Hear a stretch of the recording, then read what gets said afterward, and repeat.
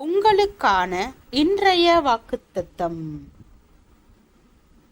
பாவி 100 தரம் பொல்லாப்பை செய்து நீடித்து வாழ்ந்தாலும் என்ன, தேவனுக்கு அஞ்சி அவருக்கு முன்பாக பயந்திருப்பவர்களே நன்றாயிருப்பார்கள் என்று அறிந்திருக்கிறேன். துன்மார்க்கனோ நன்றாயிருப்பதில்லை.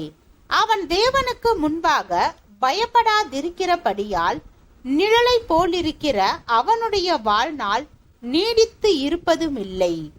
பூமியின் மேல் நடக்கிற வேறொரு மாயையான காரியமும் உண்டு. அதாவது துன்மார்க்கரின் கிரியைக்கு வருவது போல நீதிமான்களுக்கும் வரும், நீதிமான்களின் கிரியைக்கு வருவது போல துன்மார்க்கருக்கும் வரும். இதுவும் மாயை என்றேன். ஆகையால் நான் களிப்பை புகழ்ந்தேன்.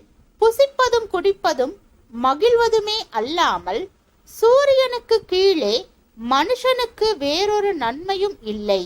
சூரியனுக்கு கீழே தேவன் அவனுக்கு தந்த ஜீவ காலத்தில் அவன் பிரயாசத்தினால் அவனுக்கு நிலைக்கும் பலன் இதுவே. பிரசங்கி 8வது அதிகாரம் வசனம் 12 முதல் 15 வரை.